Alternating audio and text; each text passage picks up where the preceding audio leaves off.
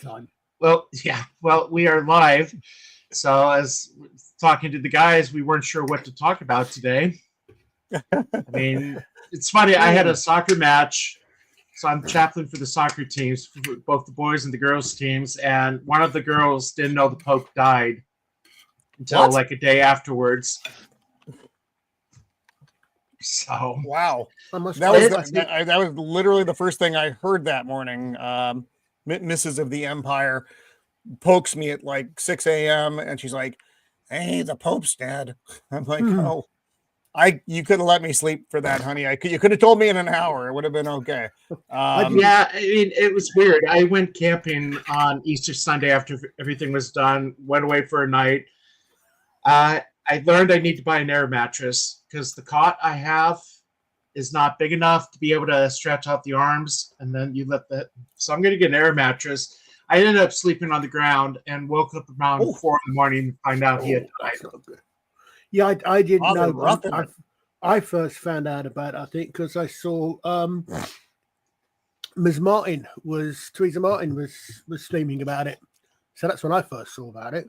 So I popped on her stream. So I pop on her streams quite a bit. So that's when I first saw about it. Yeah, I think on Sunday I'm going to be doing a stream with Miss Martin, Lady Gravemaster, Father Sinatra, who I did a lot of streaming with during the shutdown.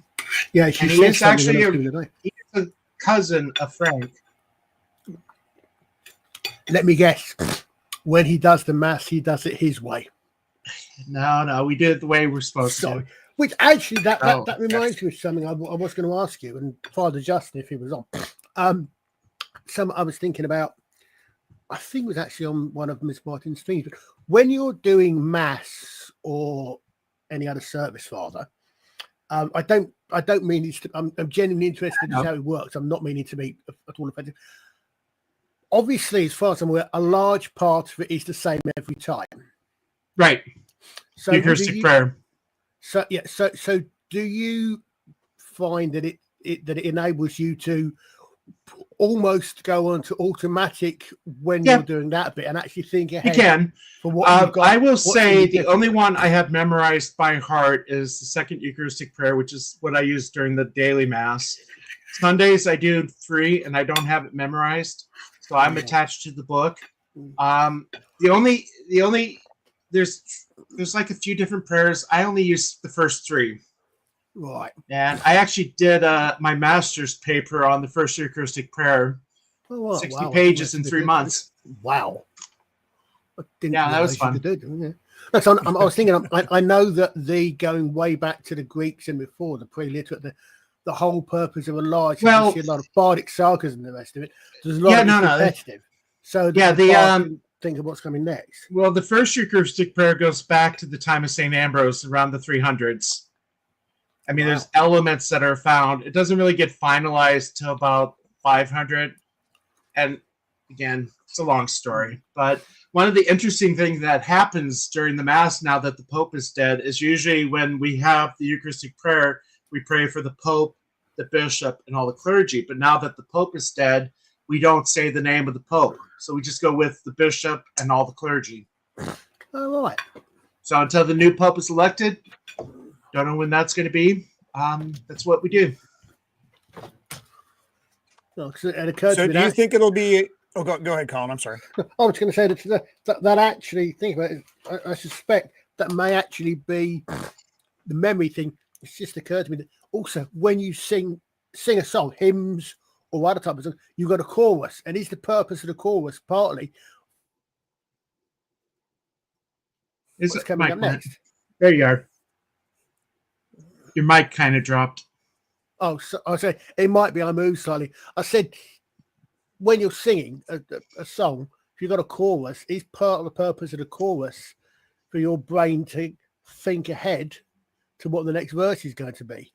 Mm-hmm. Similar sort of thing, that you've got this rote bit in there that once you know it, your brain can almost go on automatic and think ahead slightly. I kind of preached about that on Holy Thursday because one of the things that happened in the church about 14 years ago was the new missal came out, the new translation of the prayers we use.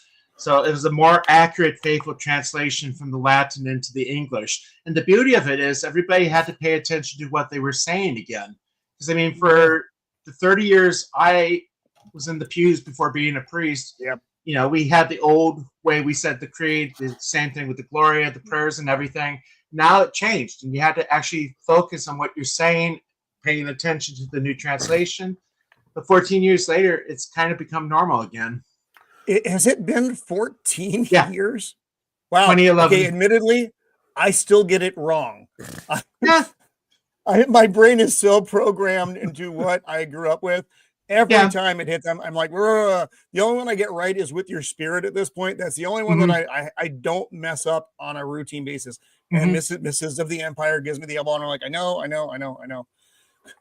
Well, I just remember the thing I was talking about too was my grandmother, when she was still alive, was not happy with the new translation because everybody, I mean, that's what they've been using for 60 years, and now you got to learn the new way. Yeah.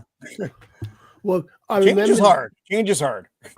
I remember from summer one of the arguments in favor of the Mass being in Latin worldwide was that in an age when travel became reasonably easy, wherever you were in the world, well, that was the thing. Follow along.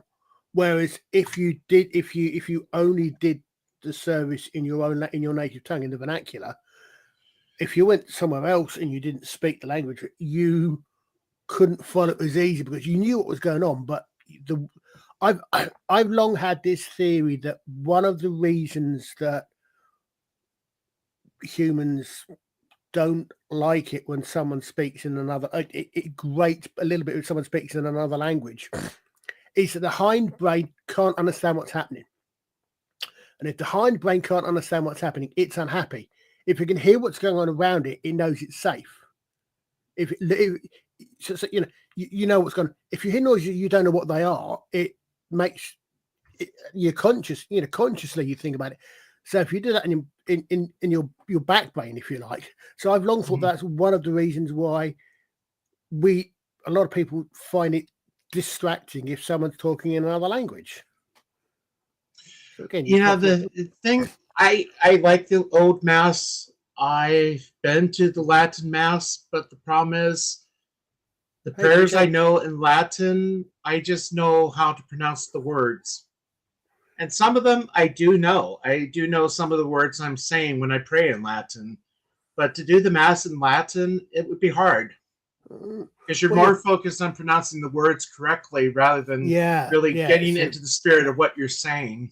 Yeah. Well, in this era, back before, it would not have been an issue because that would have just been something you learned.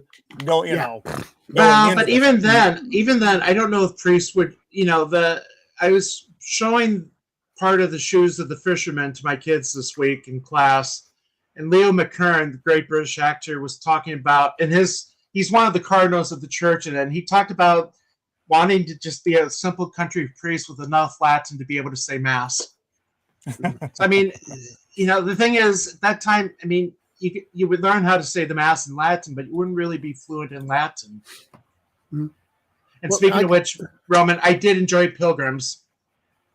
You did? Okay, good. Mrs. of the Empire is like, has he finished it yet? Because she's not quite done with it. I finished it. I finished it in like 3 days. Through. Wow. Well, I had an audiobook. Yeah, right. Which does make it easier to get through a thing. I'll let her know. She'll be happy that you enjoyed it. But like I said, check out the Journey to Alpha Centauri. It's a similar thing. Okay. But it's basically humans traveling to the Alpha Centauri, and it's been a few years since I've read it. I remember vaguely a very long time ago reading a short story. I can't remember the details, but it was something similar. And the central question, I think, at one point was the priest trying to find out whether or not Christ, or at least God, had manifested himself on this alien planet to these aliens in the same way as he did as Christ on Earth, and whether or not Rome. Sorry, because Roman come up there for when you put previous code up. Whether or not said aliens actually suffered from original sin and therefore needed. Are you talking Same. C.S. Lewis's space trilogy? No, I don't think so. I've never read those. I keep meaning to Another good one. No, this was just a short story, and it was a very long time ago. So I don't think I was as well read and as well capable of understanding some of the subtleties as I have, having done a lot of course on history, religion, and the rest of it. But it's certainly an ongoing thing. An interesting idea. So it sounds that may be something. Was that something what you were talking about there about going to Alpha Centauri? Yeah. Give me a second. I'll grab the book. Well, he's pulling that up, Colin. So the one that we were just talking about previously, Pilgrims, is kind of the opposite. Aliens show up to Earth. It's slight future, and when they show up, they're speaking Latin, and the whole plot unfolds from there. It's a very my wife has fed me the premise. I'm like, that sounds really interesting. Of course, I have a pile of things that I'm not finishing, which is great. But she's like, you should send that to Father. It's pretty good size. Wow. Well, yeah, I've mentioned to the Father a couple of times that there's John Ringo's Outlegs of the Old Anatopos War Store series. It's basically it's an Earth who's invaded. But there are two books where one of them is a minor supporting character, and the second one is a major character. Is a Catholic Jesuit priest. Well, obviously, Catholic is Jesuit priest, and because the Earth is devastated by this invasion, the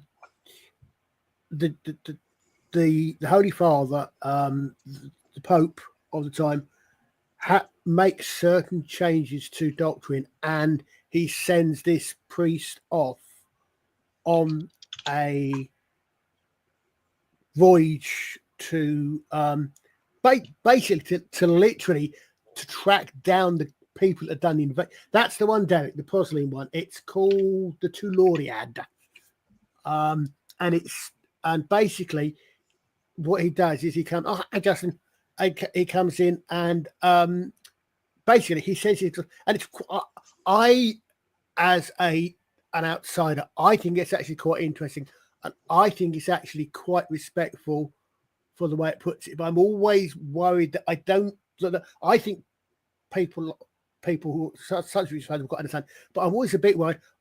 That maybe because someone who is a believer and for whom that is their work, that is their faith. Again, that's where they're coming from, and I'm not being judgmental.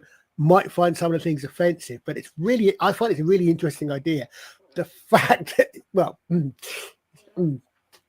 no, let's not mention the ship, but it's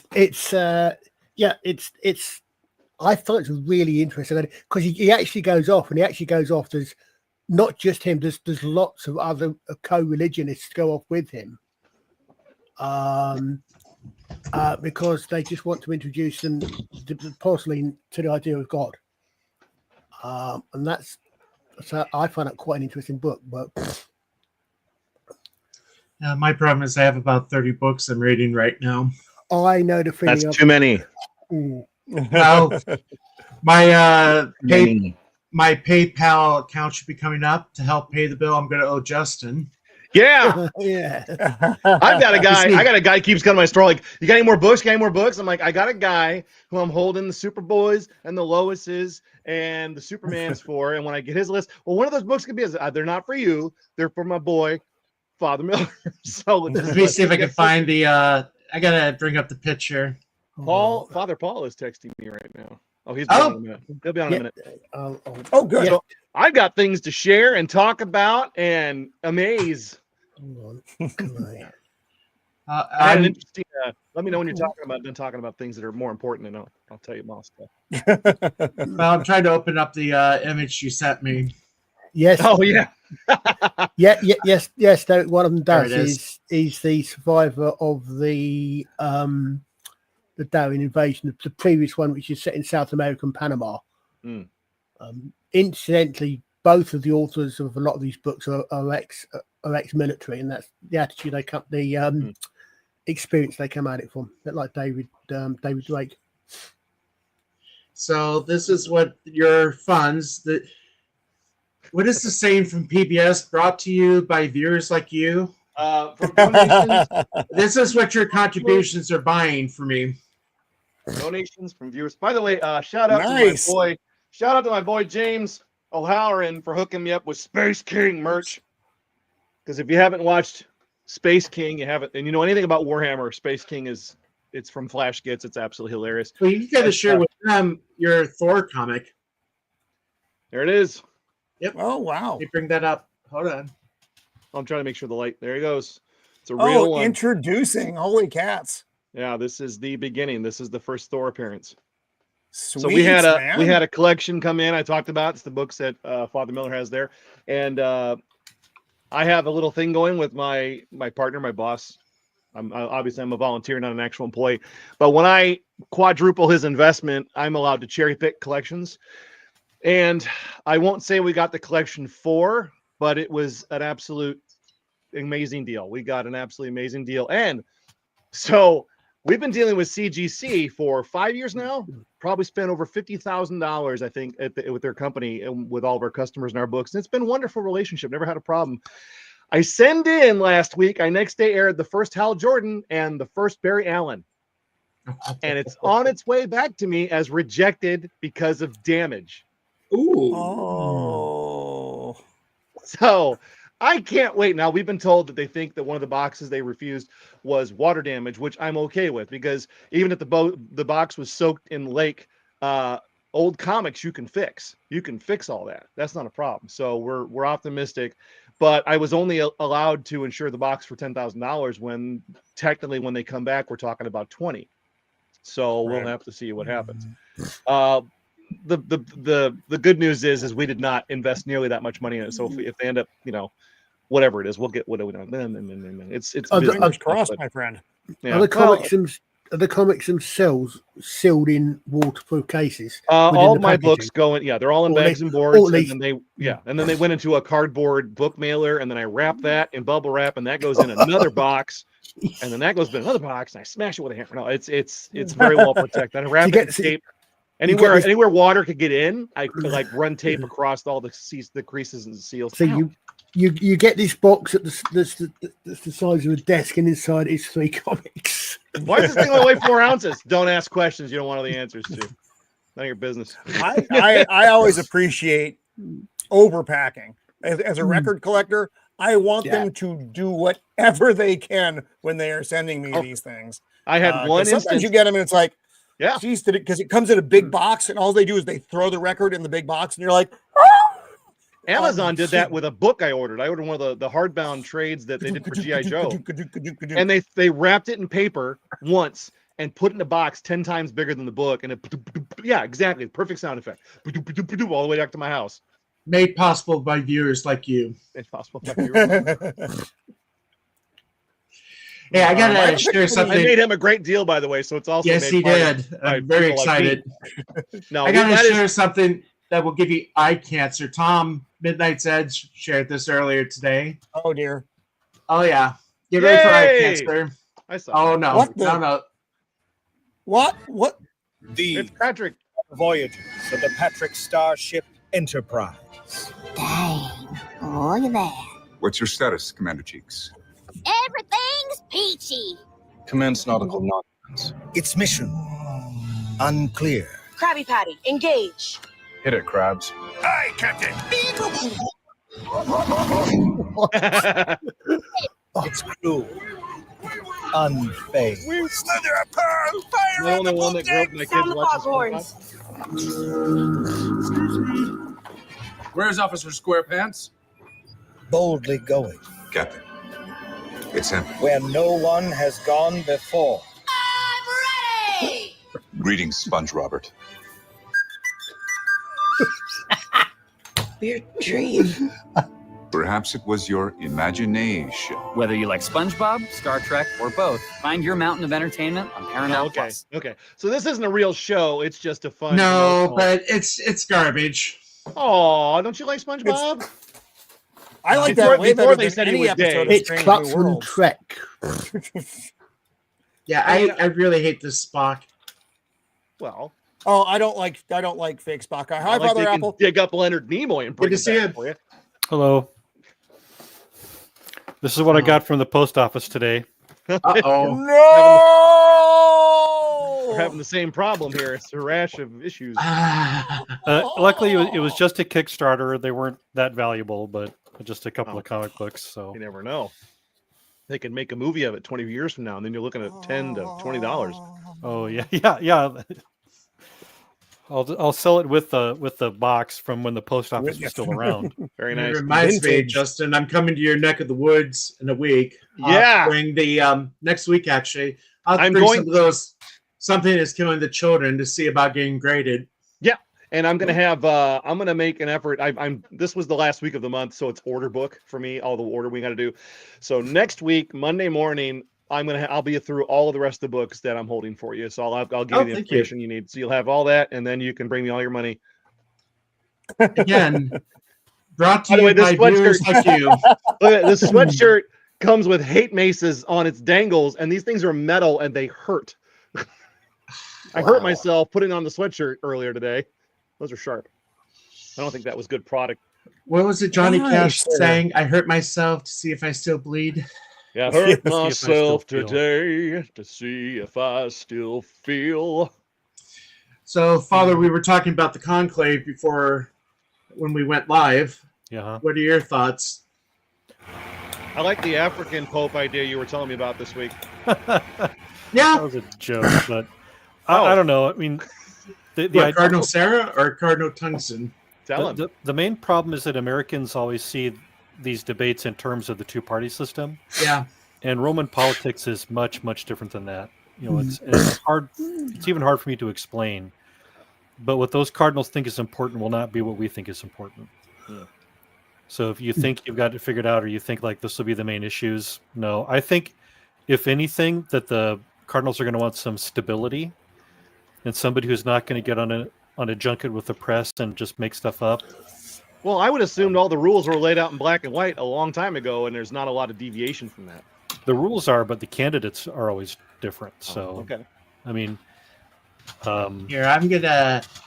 So I apologize for the video quality of the clip I'm going to show you, but this is a video from when John Paul II was announced from ABC News. So What was that? I mean, it's God. almost 50 years old. Yeah. But what's interesting, and the reason I'm showing it is, you'll notice when they announce Carol, you hear the guy in the background basically shouting the Pope, or Polish. So here it goes.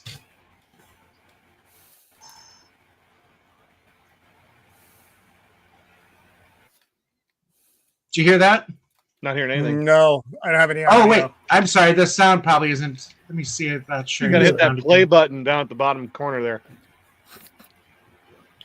Oh, that's weird. I'm looking at my mouse right now on the screen. Further to the left.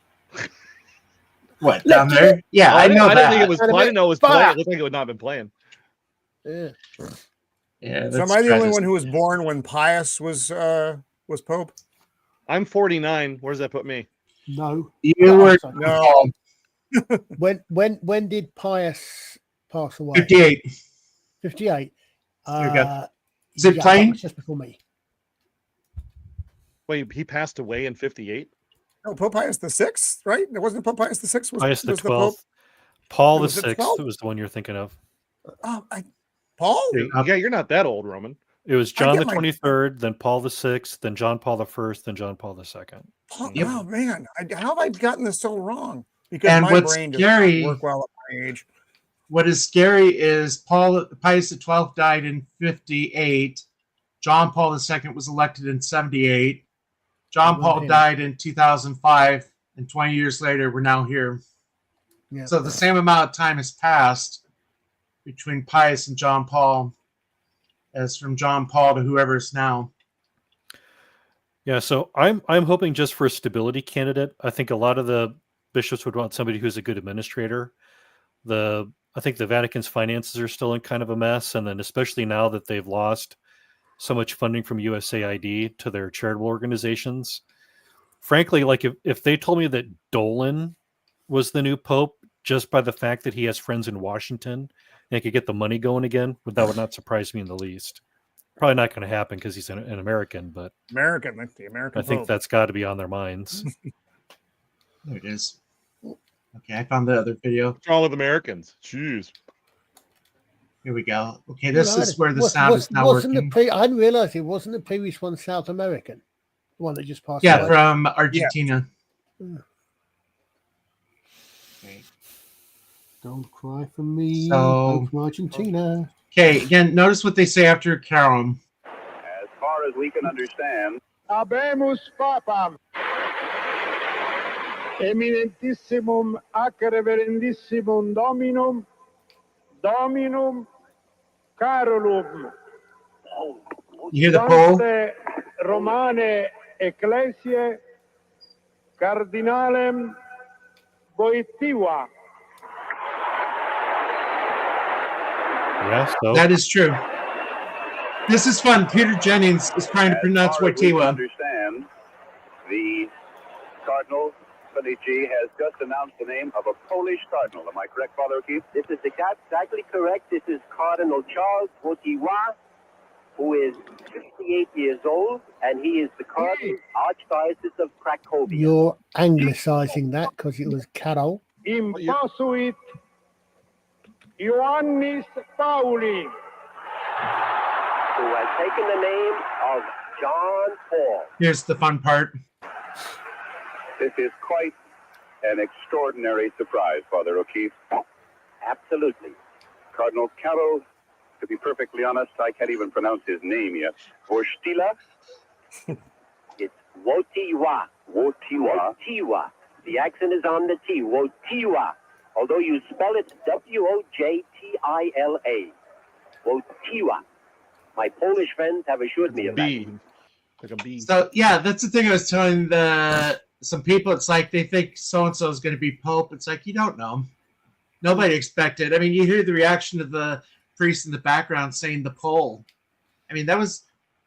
Yeah, but my scripture professor was in that crowd, and he said a lot of the Italians thought that it was a African name. African, yeah. They thought it was going to be Wojtyła was an African sounding Yeah, name. yeah. So, Although Cardinal Sarah still has about a month and a half of eligibility to vote. Yeah, but He'll be. He's what, 70. He's 78. 9. He's 79 now. Okay, yeah, 80. Oh, that's yeah. You're rooting for the Hungarian. I'm rooting for the Hungarian. Apparently, I was not in the running as you pointed out so eloquently in your post. So, but I think you are a baptized male. You could have a chance. You mean I could be pope? Wait a minute. We're opening up new doors here. Well, the problem is I don't know if anybody in Rome knows you. No, they don't. The question would therefore be, Father, when you say a baptized male, do you mean a baptized Catholic? Right. Yeah. I suspect you might, but of course, because I was baptized and I'm a baptized Church of England. Well, I think if you got the election and they said, hey, for some reason the church wants you to be a pope, will you be Catholic first? And you said no, then they'd go back and elect someone else. Yeah. No, it's just so I was probably being a little bit pedantic there. Right. Well, and that's what they did with Ambrose. I mean, wasn't it Ambrose the people proclaimed? And then they had to baptize him, and he was just the Roman governor. He wasn't even Christian. To answer the question, I think it's 80% of the red hats were appointed by Francis. Yeah, because he did say, "Do it like St. Ambrose." I did see, and I must admit, I'm not familiar with either institutions well enough to judge, but I did see the College of Cardinals. I did see the phrase that the Pope Francis had packed the College of Cardinals like packing the Supreme Court. Now, I don't know enough about either institution, but I can see I can understand what point was being made, but I don't have enough understanding to know how valid that might be as a Well, point. I think I gotta throw out. Sorry, I just wanted to throw does- out before I forget. But Father Apple might be. I'm still trying to figure out what the heck is going on. I don't know. I don't know if you read, but Cardinal Mahoney was one of the cardinals closing the coffin. Yeah, so Mahoney. The thing is that the Pope doesn't like pick every single bishop. You know, that he might have a hand in some of the bigger ones. Like if you're going to make a cardinal or somebody goes to Chicago, New York, those big ones, yeah. For the little guys like here in our little diocese, I doubt that the Pope said, "Oh, we need this guy for sure." No, that just goes through a process, and they're going to want somebody who's just a normal sort of guy. You know, some of the questions are: does he work well with others? Are you aware of any problems? You know, those sorts of things. So they want to avoid scandal first. That's their big thing. The implication certainly what the comment I heard was is it the College of Cardinals which conclave it actually votes the body that actually votes on the Pope. Correct.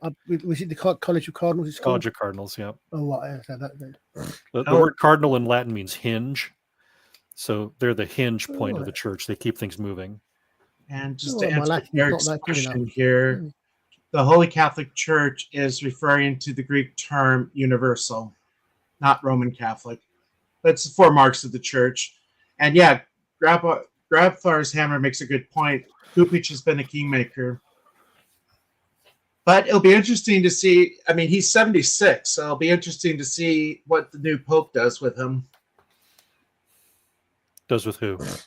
Kupich in Chicago. Supich, yeah. Because, I mean, he is beyond retirement. For those that don't know, I mean, Kupich is like the Ted McCarrick, who used to be the kingmaker of American bishops in this country. And now that he is dead, God, his miserable soul. Sorry, I'm about 700 years behind the times. If you say Richard Neville, Earl of Warwick, then I'll understand when you talk about kingmakers. Yeah, so I think we might be losing some of the audience here, but that's okay. We're getting a little too deep, I think. Yeah. Inside baseball. Yeah. I'm genuinely. This is probably going to be more for the Sunday night stream. Yeah, make people nervous when I do this.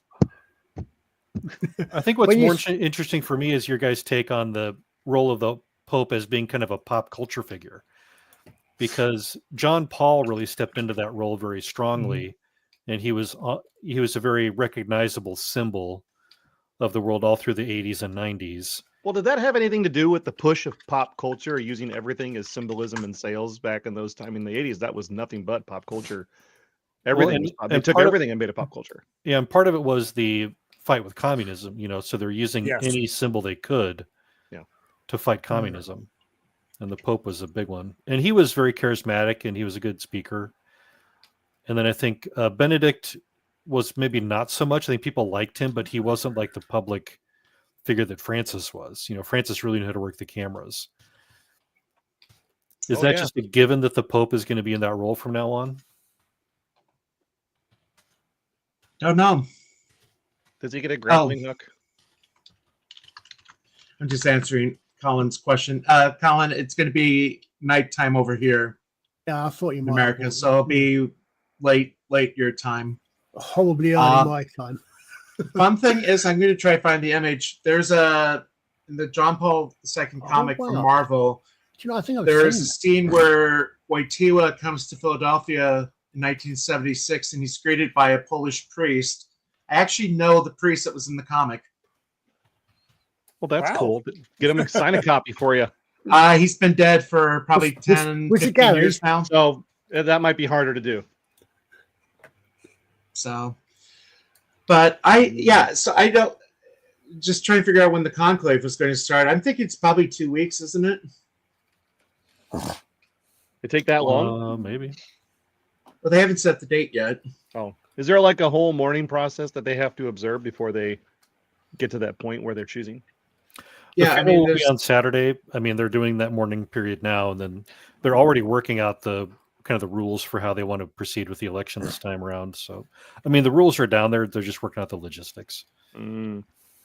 To answer Michelle's question, no, I did not know Cardinal Crowe. It wasn't Cardinal Crowe. He was dead before I got to the seminary in Philly.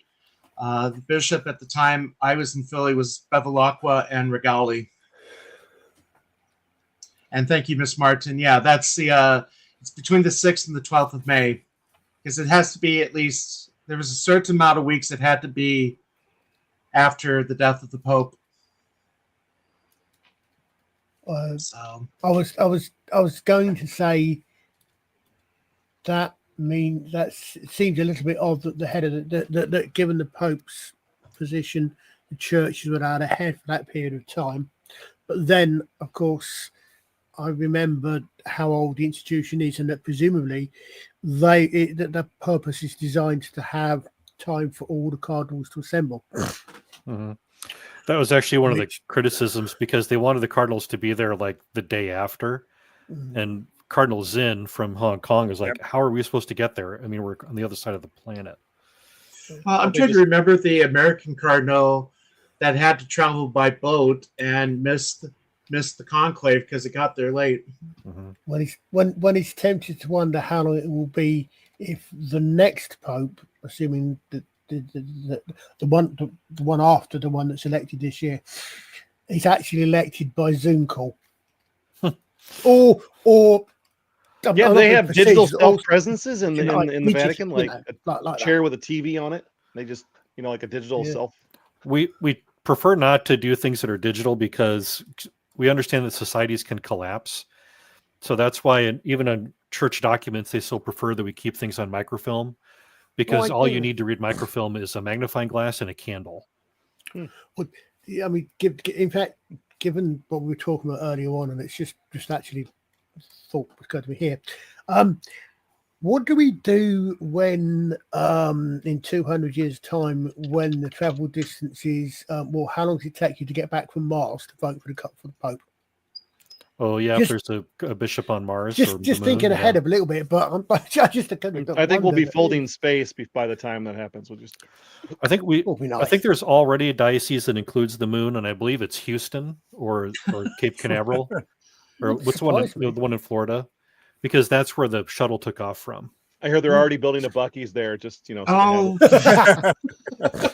What spot was thinking about? I suppose when it comes, because am I right in thinking that a diocese is a physical location, a geographical location? Correct. So therefore, theoretically, for example, any Catholic on, say, the International Space Station is not on the space station itself, is not in a particular diocese? No, like I was saying, I think it's actually the diocese counts of the port from where you exited. Right. Okay. Thank you. So the Diocese of Florida, wherever the shuttle took off from. Right. Thank you. Just again, it's got to respond. I believe. Here we go. The name. I don't even know how to say the Italian name. The cardinal that got convicted of fraud, money embezzlement. Becciu. Yeah, he's maintained his innocence the whole time, so I don't know. To me, it sounded like a frame job. But you mean with him trying to bribe witnesses against Cardinal Pell? You saying that reminds me, wasn't there a case many years ago now of an Italian banker who supposedly committed suicide in London, connected to to Vatican finances? Yeah, I'm not going to say there hasn't been some fishy stuff, because there's a lot of money involved. The way that I'm told the Vatican was making its money was by providing these financial products that didn't have a ton of oversight. I'm not sure if that's true. That was always the rumor. There was a lot of money that was kind of being hid or loaned out. Seems like it's been a problem for 60, 70 years. Yeah. I mean, the whole Godfather Part 3 with John Paul I supposedly being murdered. I don't know. Anyway, good to see you. He has to head off for school day Qatar. or end of the day prayers. You will. By Grandpa's hammer, you will be missed. So I'm trying to think what else was going on with media. I know Thunderbolts are coming out next week. Oh, I went and saw the Working Man movie. That was okay. I'm reading the book right now.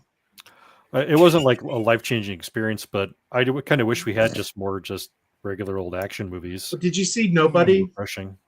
I loved Nobody. I thought Nobody was great. I'm just wondering. It just has the feeling like it's Nobody. That's just a and the weird Beekeeper. way. It's the same father. It's the same maker as the Beekeeper, right? The same creative crew behind it. I don't even know the Beekeeper. I know it's Jason Statham doing Jason Statham stuff because that's pretty. He's got kind of a style. And know, Jared with Father Ted comment. Yeah.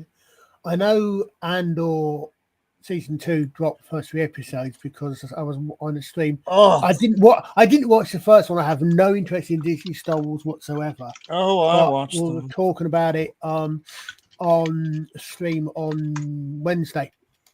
Oh, I was on the stream. I was in the chat. The stream, Mr. Van was. Yeah. Not good.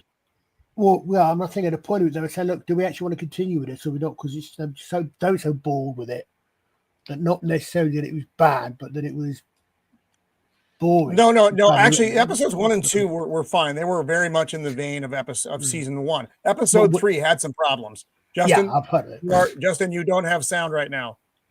You're mute.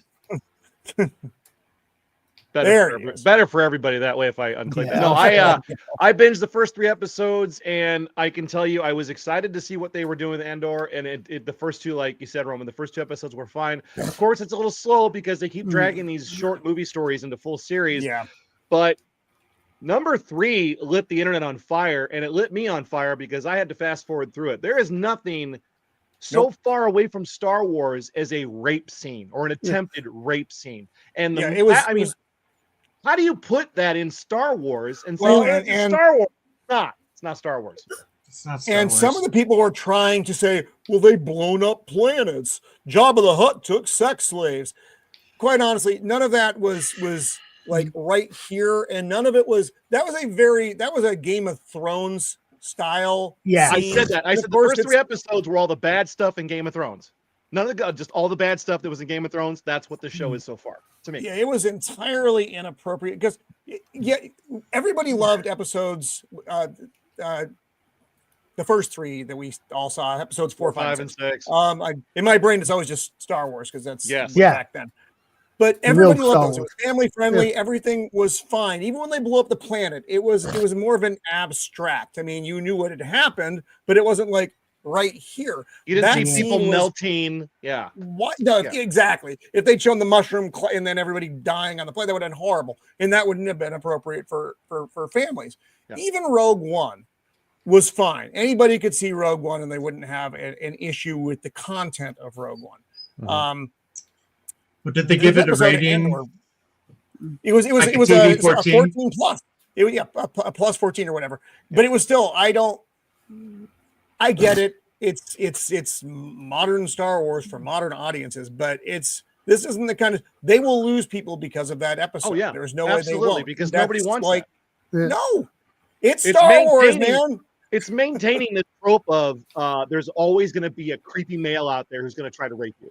Like you see that every time. It just happens all the time, and there's nothing further from Star Wars than the graphic explanation of what this, like if they showed the planet, people melting or a blast, even when they cut Luke's hand off, it wasn't like blood shot out all over the place. No, gone off, cauterized. We got the point. We don't need the description and the footnotes. And that is just, it was an unnecessary scene that was put in for whatever reason they put it in. I mean, all this stuff we're seeing so far. Did you read? It's just, Did you read the director's or the writer's take, or who had the creator of the show's take on it? He's trying to portray a rebellion in the realest way possible. Yeah. Blah blah blah blah. Dude, it's Star Wars. No one wants as real as possible. That's why they're watching Star Wars. And the other thing is, I mean, I know the rabbi watched the first episode. He was quite. I think he was reasonably enjoyed. Okay, with the first one, but he was commenting on it on the grape scene. But as I think it was him or maybe someone else said, you get Leia. Leia is, although you don't actually see it, it's heavily implied that Leia is tortured in episode 4. You get Han is tortured, but even those things, even though you don't see so much, there is a difference between that and I think creepy. Yeah, creepy. Yeah, classification bodies make a difference between swearing, graphic violence, and sexual violence for a reason. You know, there is a difference in those, even if you're talking something for lower age groups. There's a difference between sort of violence and sexual violence. Well, that and Star Wars has always been, to me, it's been the king of escapism. I'm having a bad day, life sucks, the news is terrible. I'm gonna go watch some Star Wars. Like my comfort food, and if I'm sick, I watch Empire Strikes Back. I've probably seen that film 700 times plus, and it's just this is not escapism. This is drama that I didn't want. I mean, I'll go watch that type of show if I want to watch that type of show. And what the problem is, a lot of shows are that type of show. They think they have to do that to entertain people. And sometimes we just want to walk away from that and see wholesome entertainment in a sci-fi world. I'm looking forward to the Darth Maul show. It's animated and I'll be happy with that. I don't know. It's just so much. I mean, just remembering the time when there was only 3 movies for 30 years. Now, don't forget the Ewok movies. Yes. Made for TV. The cartoon. Oh, I hate the Ewoks so much. Why? They're so fuzzy and cute and wonderful. The thing is, it's also that you can actually see. You can see from the early days how George Lucas's idea changed because about one of the very few. I'm not a big Star Wars nerd. Star Trek, Doctor Who, and more myself, but I've read a few of Star Wars Expanding Universe. But the first Star Wars book I read was Splinter of the Mind's Eye. I have one of those. And you can read in that, the bits in that. If you read it after you've seen Empire Strikes Back, and especially after you've seen Return of the Jedi, there's a couple of bits in that make you go, because obviously at the time, Timothy Zahn talked with George. George either hadn't decided, or he certainly didn't tell Timothy Zahn that Luke and Leia were brother and sister. Did Zahn write that book? Yeah, I'm pretty certain it was Timothy Zahn was Splinter of the Mind's Eye. No, sorry, Alan Dean Foster, not Timothy Zahn. Alan Dean Foster. Sorry.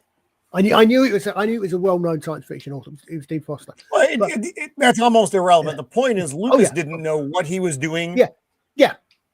He had no idea when he set up Star Wars Episode 4. He had no idea moving forward what he had planned. There was no plan. So when they churn out that novel, which was the first novelization Star Wars, they just kind of were running with whatever. They didn't have this elaborate, family interminglings at that point.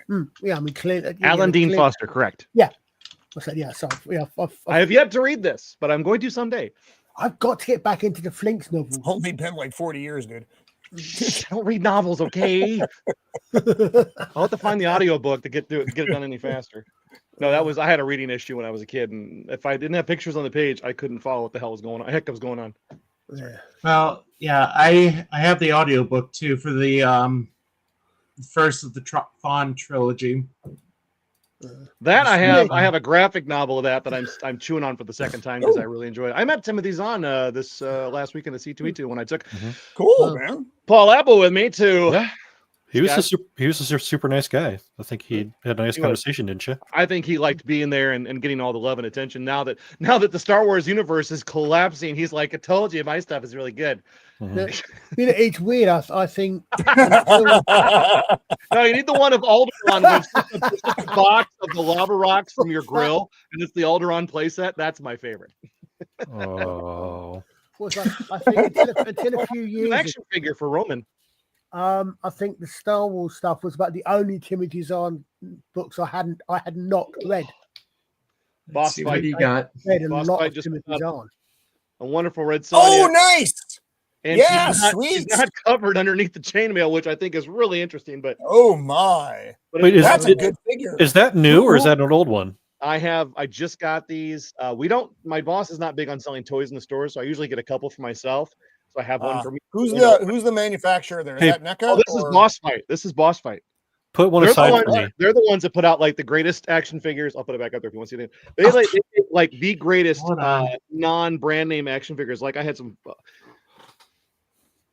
Sorry, my heart just jumped. They have some stuff that they did like Flash Gordon and a bunch of other random creatures and stuff. But this is the first 6-inch one I've seen. But this will be the articulation on this thing is it's really good.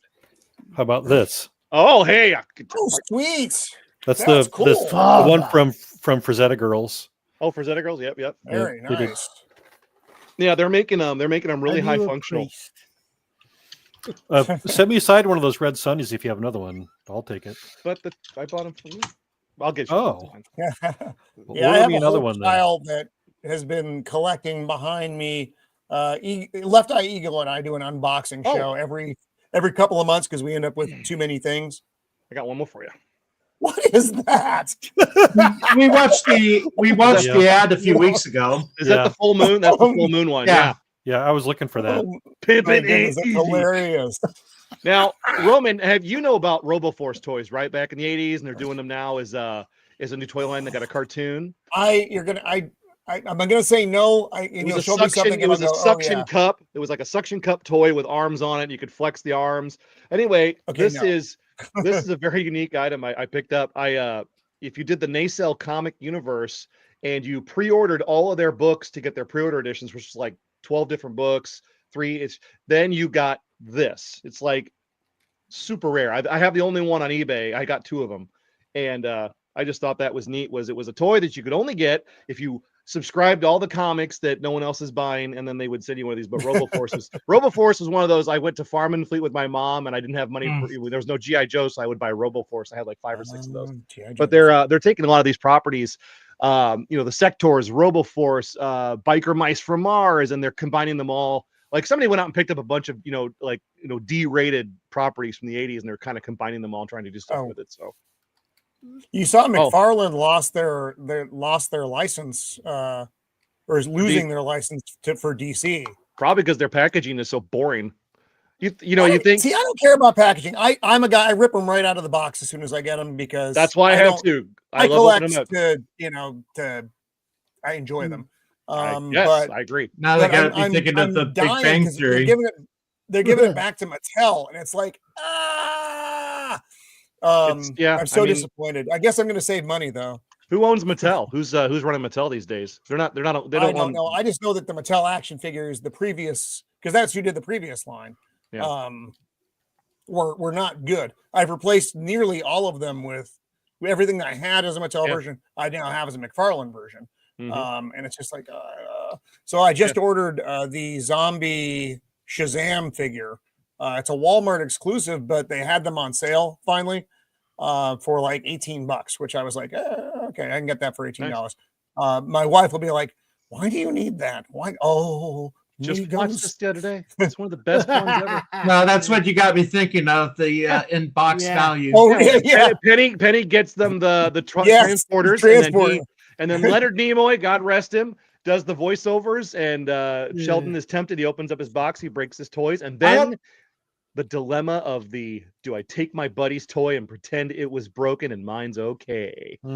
See, I stopped watching I think after season 5 because it got away from the original premise of the nerds. Yes, my wife and I talk about this all the time. Once the guys started getting girlfriends, she narrowed it down to. I'm giving credit to my wife Sarah. She got it down to when Bernadette shows up and Howard starts dating Bernadette, the show goes bad.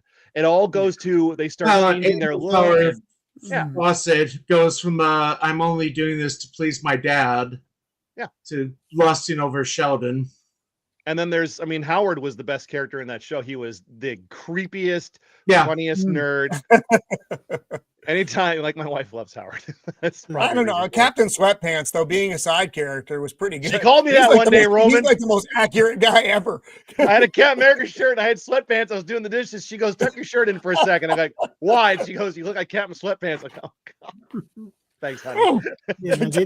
You could see, I think, again, when you see all of a sudden, you see how big the picture is how big the bloat of the number of people that are in the credit titles, and at the end when you see them all together on the couch, you can see it's starting to get unmanageable.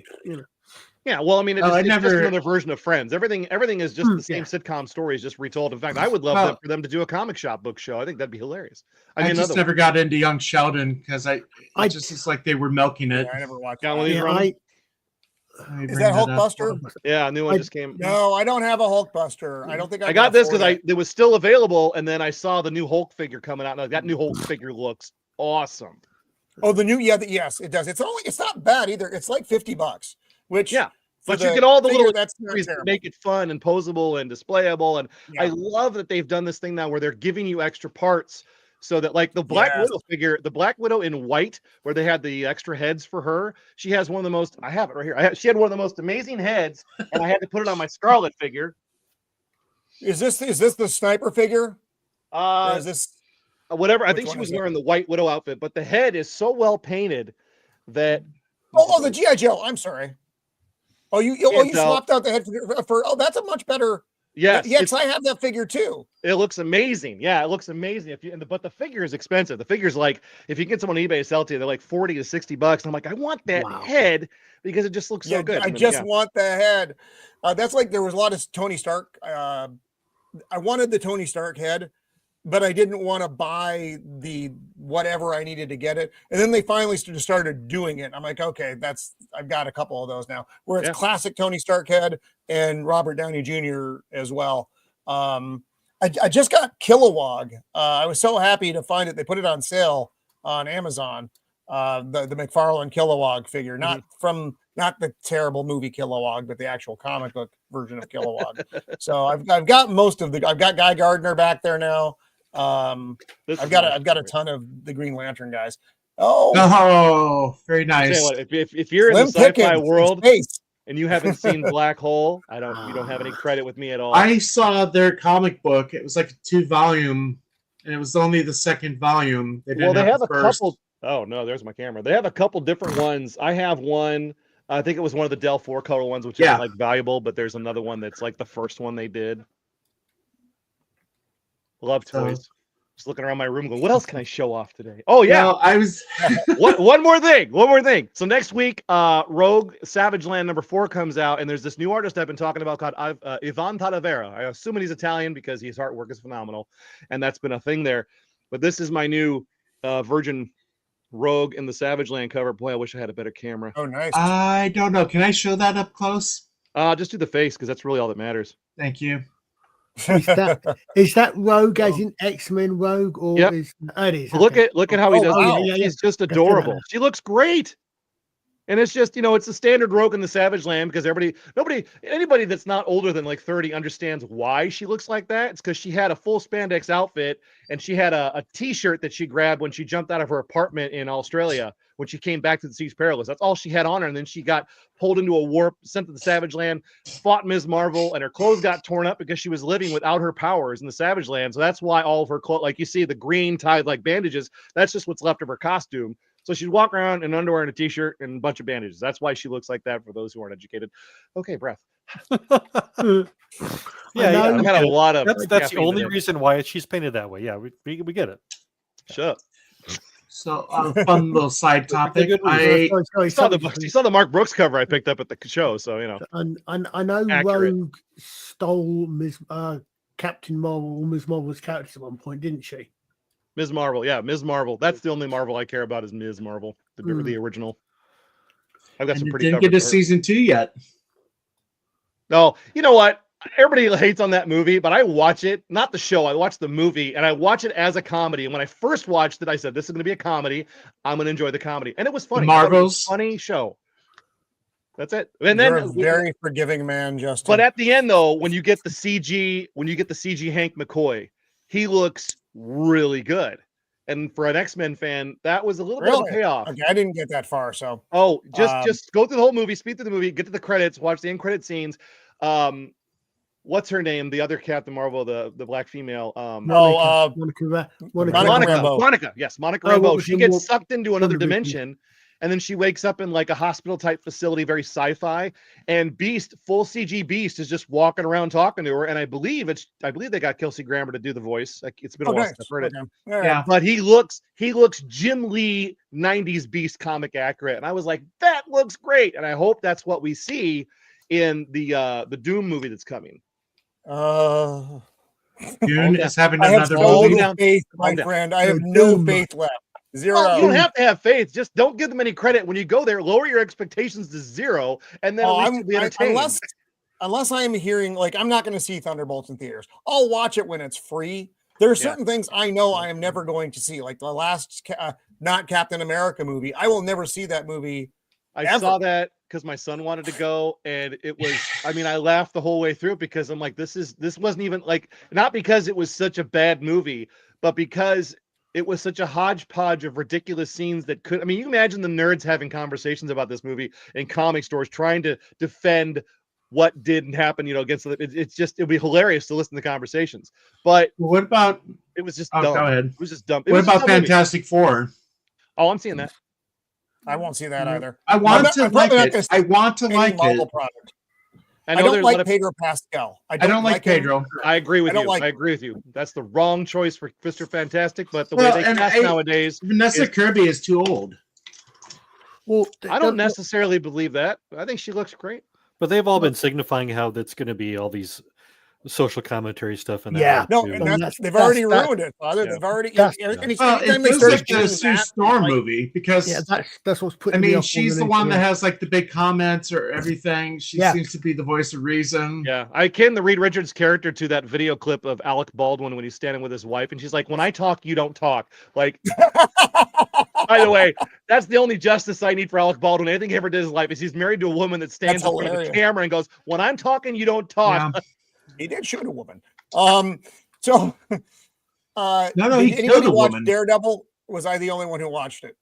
Which one? You were. Season? No, I watched the whole thing. It was uneven. I'm not going to say it was bad. I'm not going to say two different shows. It was, and you could tell because the new parts were good. They were very solid. I thought the last episode. Did you watch the post-credit scene? I can't remember. Punisher. That's a real thing. Punisher. Oh, what was he doing? In the cage, officer from New Jersey. Yes, and he snaps the guy's arm. Yes. See, that was great. That was great. I enjoyed the last episode immensely, but overall, it was just so uneven because you could tell the when they fired everybody writing and when they brought in the new folks. Yeah, Gary covered this a lot. He talked about it a lot, and his opinions were spot on. It was two different shows. You could tell where, I mean, when he explained this, I was like, oh, wow, that was so obvious. I'm mad I missed it. Was the lawyer and the cop friend that he had in his office with him, they were there to replace Foggy and Karen. That was their original design. Yep. And then they said, "Oh, we're going to bring them back, and you're going to watch the show, and you're going to be happy." Here they are. Foggy's dead. Karen's gone. Enjoy the rest of the season. Yeah, okay. and it was so jolting, and it's in the first episode. It was a great episode. So it just taints the entire season. The best scenes, in my opinion only, which means basically nothing, were the Frank Castle scenes. Yes, the Frank I loved when he's bearded Frank Castle and he goes to him kind of for some advice, and he just Frank just goes off. You know what you are? You're a half measure, and he just lays into him. And I love that. And then all the Punisher stuff I thought was great.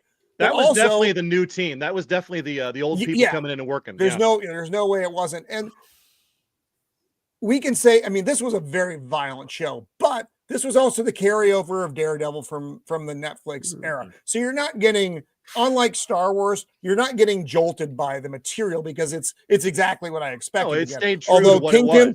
Kingpin with the head thing was pretty. That was another one of those things where it's over the top.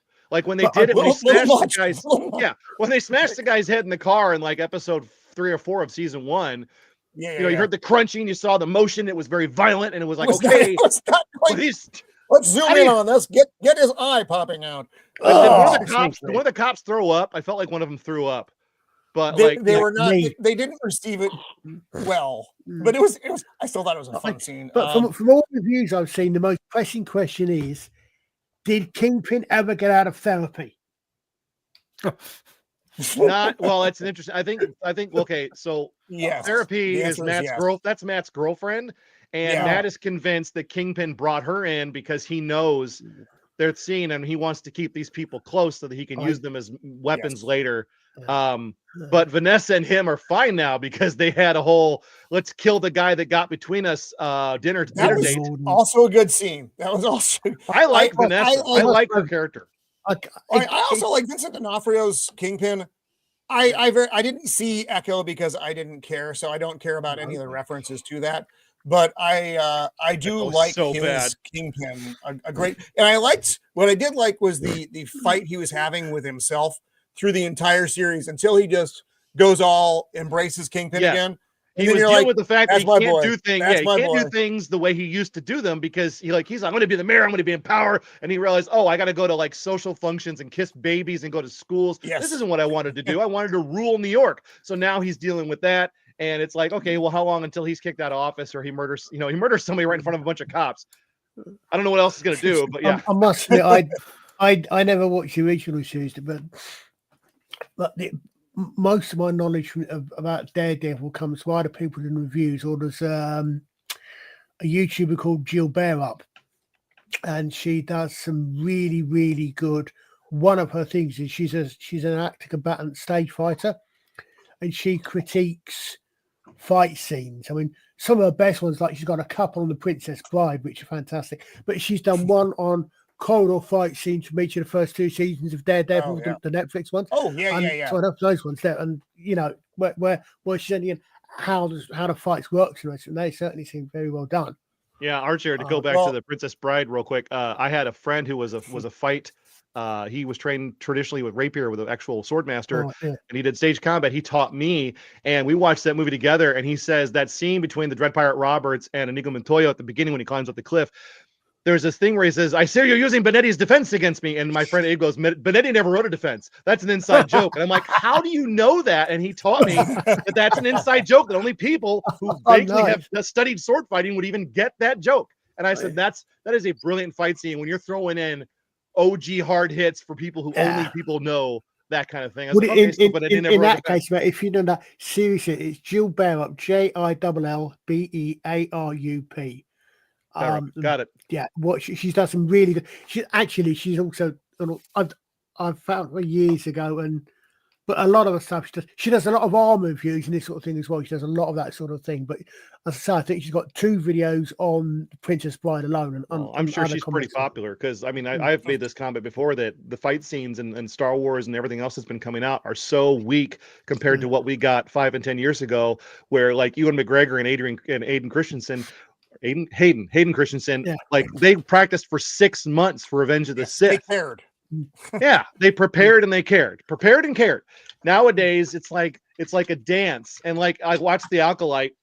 God forgive me. I watched The Acolyte, and you want to talk about some of the most horrendous, fake, stupid fight scenes you ever. I mean, it's just like, why am I sitting on this couch watching this crap? Again, no interest in Disney stuff. I gotta play this because yeah. Get him, John. We're not interested in the hyperdrive on the Millennium Falcon. It's fixed. Just open the door, you stupid lump. I don't doubt you for a second. Wonderful. That is the best meme of all time, John Claude. Did your men deactivate the hyperdrive on the Millennium Falcon? Yes, my lord. Good. Punch it.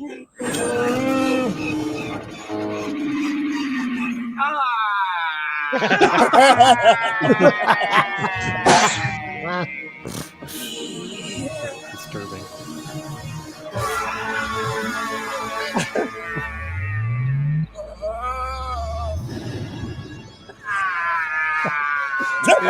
When you take that whole thing, there's more.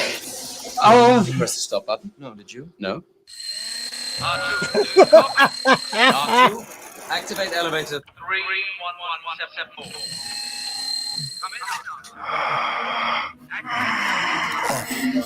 I have no idea what you mean. I'll tell you all about it when it's over. Stop. Stop. R2, I'm gonna get that joke for Van Damme. Stop down. Was it Bloodsport that's from? Was it? Anyway, there's Was it another one I Bloodsport? gotta find. Was that the original movie? Was Bloodsport? I'm trying to remember. Yeah. So yeah, he was a fighter archer in an underground fighting thing, and he at one point when he's staring around like crazy, it's because the bad guy threw like the salt thing in his eyes, and he was blind in the fight, so he was using his hearing and all of his mystical kung fu powers or whatever to see the guy. I just didn't see the connection with Star Wars, but it's hilarious. But I can actually claim, talking of Star Wars, I can actually claim that for a period of time, my personal weapon when I was in the TA was the Star Wars blaster. I have fired a real Star Wars blaster. I had that. Yeah. Because it was 9mm Sterling submachine gun with a box on 4. Oh, you're talking about the real one that they made the real blaster one. out of. Oh, as in the 9mm Sterling was my personal weapon for a while. Nice. I am not showing the whole clip of this because it's 10 minutes, but I just wanted to show a few of it.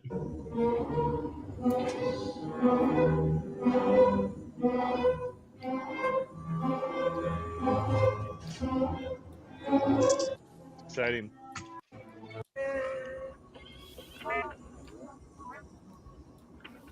Is this North by Northwest? Kind of. Tell me, why are you so good to me?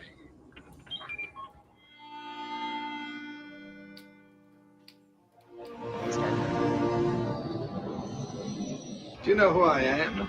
My name is Roger Thornhill. I am C-3PO, Human Cyber Relations, and this is my counterpart, R2-D2. Such a nice number. I think I get the joke. I get the message. Yeah, so they intertwined North by Northwest with Star Wars. God, I haven't seen that movie in so long. Good night. That was Mother. I think I can remember what that movie was about. Oh, no.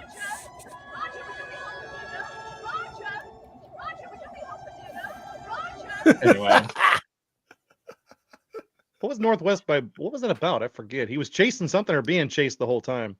I think is that the one where he's just biplane. He's chasing a Yeah. kung fu on biplane. That's That's not the only thing I And can the think of finale anyway. at Mount Rushmore.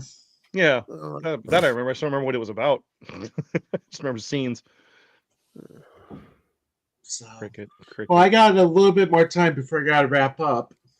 I've shown you all my new stuff. I haven't got anything else. Hey, before you do, I am going to have to jump out here. I'm 11 minutes over my allotted time. So, well, thanks for joining us. It's fine. It's fine. It was a Bye, lot of Ronan. fun today, guys. Good to see you. So you guys take care. I'll see you around. Sounds good. Good luck on Sunday. Thank you. It's going to be an early day. So the rest of you take care, and I'll see you around the interwebs. Bye. Sounds good. No problem. Cheers, mate. I'm actually not getting up early tomorrow to watch the funeral. Aren't you supposed to? Isn't that like your job? No. You can't do that. Well, Okay, I got to show you the Picture picture. rummage sale tomorrow, so I'll be doing that. Nobody cares. Nah, man, whatever. It's not like it's the first one to go. Where is it? Oh my goodness. Let's see. There it is. One poke. So this is a little flashback to 2005. There it is.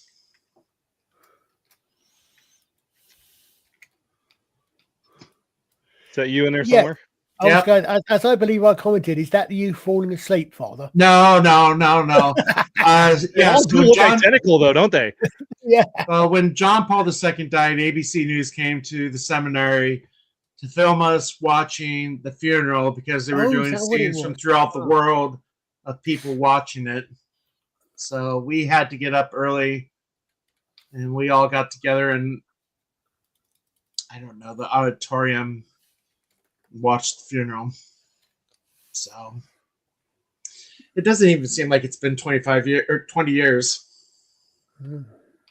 So, well, I should probably wrap up. I'm going to try to pop over to see the kids before the end of the day. Yeah. Anything to plug? Just the holes in my brain. We're doing, Alex reminded me earlier on today, Monday week. we're doing. Hopefully, we're doing an FFSI show, but I mean 5th of May.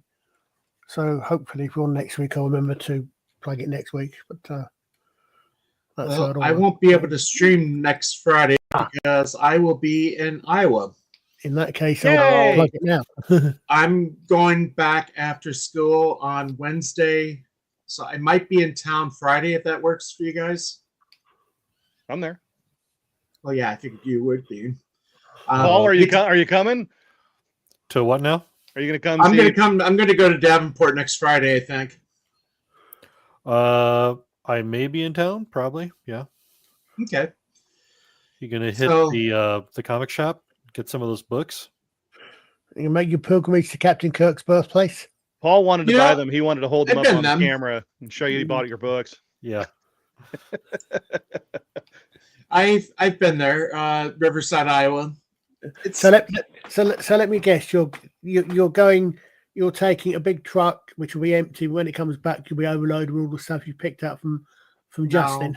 It's funny though, because I just watched Fanboys last night for the first time, and they go to Riverside, Iowa, and they pick on a bunch of Trekkies, which is really funny to me. My nephew his wife gave birth, so I'm coming back for the baptism next weekend. So I'll be back for a few days. Actually, you said that reminds me, and I'm the one that brought it up. There's a place in, I think it's in Nevada. You know the game Fallout New Vegas, where you start location at Good Springs. The pattern there is a place called Good Springs. It's a real place, and Callum, who used to be on the Lotus Eaters, he's done a couple of. They've actually got a Fallout thing. They do that at Good Springs. They actually have a Fallout themed, almost theme park. You can actually visit Good Springs apparently.